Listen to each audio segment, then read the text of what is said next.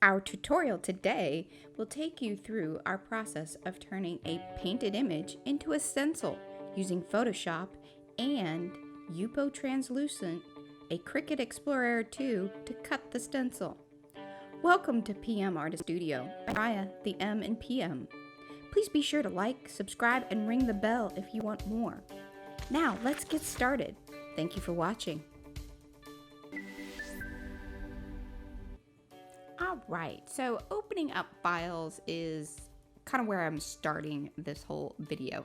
And this is very different from our usual because here I am at the computer. But basically what you see here in the beginning is I utilize Dropbox. It works really great because not only can I use it on my computer, it's on my phone, and my pictures are taken with my phone. So that is what you are seeing here is I am simply moving the images from the camera upload into our regular PM Artist Studio folder and then renaming them. That is very important. If you plan on trying to find these later, I highly recommend renaming your images. So that's all that's kind of happening there. I had 4 different files that I was going to use, but you're only going to see us do one in the video here. So that's taking a little bit of time there to move those about, rename them. And then this is, I keep all of my stencils, sketch parts, anything that we are going to utilize for both paper, meaning the digital papers, all the way through to stencils. Anything that starts out as something that was drawn, painted, sketched as a graphic image goes into this folder. That way I have one area I can pull things from. Just makes it a lot easier when we jump over to the app. But now here is the actual image opened up into Photoshop. The first thing I do is change the levels. And if you know your quick keys, it's the Command L. If not, you can just do it through the pull down menus or to the right with the filtering. You select the white and then select the black. That gives you the highest contrast of the image. Then it is easier to use the selection tool. That's what I'm doing there.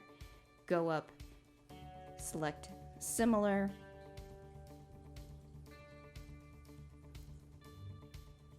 Sorry, and I was moving across and then I was like, oh, where am I at? Because it wasn't showing up on the screen. So using the similar, you can see it grabbed everything that was white, but I still had a little bit of wonkiness there at the bottom, and just using the selection tool with the plus, grabbing the rest of that. Now, what will happen there is I double clicked the layer, turning off the lock on it, so that way I can delete the entire background and it is transparent. You can see some of the pieces in 2 of the flowers. It grabbed some of the black area too, so I need to add that back in. So I just did a Command Z and undo. That way I could select those particular little areas. I do it one more time because the lower kind of blossom flower, that's what I'm calling these, like blossom splashes. And I think I have it there. One of the other ways you can do this is with an additional layer. If you put a black layer down, then you'll see what's missing. But then I see that the bottom one, let's go back and add that one in. And I know I'm going through this very, very quick. This is mainly for people that probably already have quite a bit of understanding of Photoshop. If you want more of that, comment below and I will go way more slowly on something like this. But most of our channel is really about doing the art rather than this digital end. So I went very quickly with the hopes that this would be for somebody that already kind of understands a little bit about that. And if you don't, let me know, and I surely will. So what I'm doing is saving it as a PNG, because what will happen is when I bring it into the Cricut app, it then already has the cleaned out background. Otherwise you have to do it through the app. And here I had forgotten to save it or to resize the page, because that's another thing. You can do it in the Cricut app, but again, much easier. So you want to make sure that you have it at 72 DPI and then resize the page to an 8.5 by 11 or whatever it is that your sheet size is that you're going to be cutting on. the Yupo sheets that we're going to be using are 8.5 by 11. And so there I am, just resaving it. Yes, replace it. Now I have my 8.5 by 11, basically, basic image, set to 72 DPI, which will then come in at 100% when I bring it into the Cricut app. And that's where we're gonna go to next, because now we have our file cleaned up, and I'm just saving my original too, because I will probably be making papers that match this particular stencil. Now we're opened up into the app, and I'm kind of also assuming that, you know, whatever phone you have or whatever. Now I think that the Cricut is only available on Apple. Something to kind of keep in mind. That's what I have. So I am opening up and finding because again, my phone is linked into my Dropbox, and it's going to that exact same folder where we saved the stencil. So I'm just kind of scrolling through. It's going to be at the bottom, and there it is. It's the copy. Now it pulls it in, and there you go. So that was the image, and like I said, because it was a PNG, you see the checkered background. It's transparent already. You didn't have to clean it up, because it's a little tricky to do here within the app. In fact, I do go back a little bit because there are some sections that are connecting that I was like, I can probably do that with my finger. And so that's what you're seeing here. I am actually zooming in and going to bring that little stylus piece down, the selector, to erase those little sections. It's not exactly, it's a little sloppy. That's, again, one of the reasons I don't like doing the cleanup inside of the app. It can be done, it's just very tedious and a bit tricky to kind of do with your finger on an iPhone, and I just don't really care for it. So much easier to do it once it's already over in Photoshop. But I was trying to go through this very quickly for you guys. One of the other features that it has is to smooth out any of those rough edges. So some of that, what I just did that was sort of clunky cleaning up, really rounds out with that particular tool. Now just naming the file, because it actually uploads it to the Cricut App cloud. So you have access to those images that you have then imported into their application.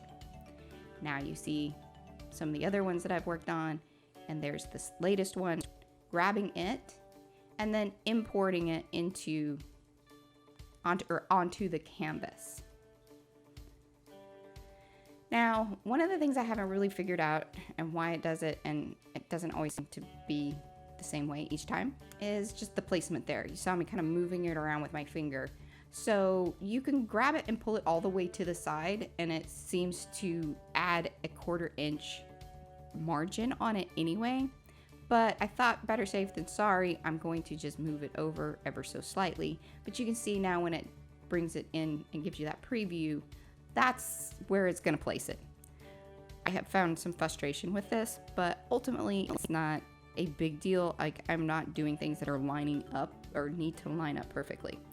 But something to keep in mind if you are using it for those reasons. And I was just waiting for the Cricut to talk to the phone and say, hey, here I am. Because again, running everything through my phone at this point. That's what you're seeing on the screen is my phone versus the desktop.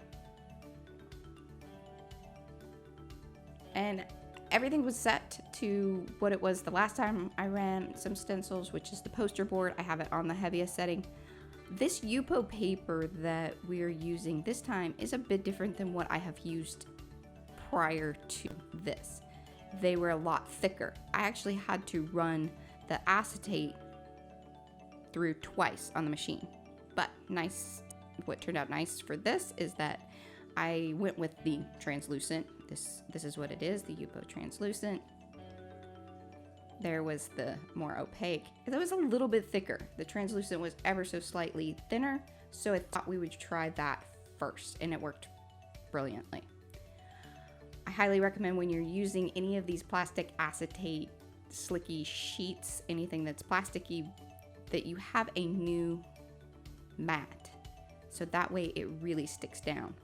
Because if it starts sliding around And sometimes if you've used a lot of paper in your Cricut and then you use that mat, the plastic sheets don't adhere to the mat as well as they should. And so once it starts cutting, especially if they are more intricate designs, they will then it'll start pulling off of the mat, and that can cause some havoc. It has actually happened to me. You can even see a little bit there as the machine is running, some of them pulling up because it's cutting pretty quick or pretty deep, and it's going in one pass, which is really nice. But every once in a while, some of those will pull up, just nature of how it cuts. And there you have it. That was very quick because I sped it up. It took, I think, about 15 minutes because this had a lot of cuts in it. And there you see me just pulling it off of the sheet. You kind of want to be careful, even if it is this more plasticky Yupo paper. I wanted to make sure that I wasn't going to rip it. And some of them still did connect, but again, we're going to be using this for mono printing, for gel printing plate. So it's really, that's added value to us. Speaking of added value, if you have found value in this video, like it. We love that. Comment below if you have questions, want me to do anything different. Subscribe to the channel if you haven't. Ring that bell. We do this each week, if not more. Thank you for watching.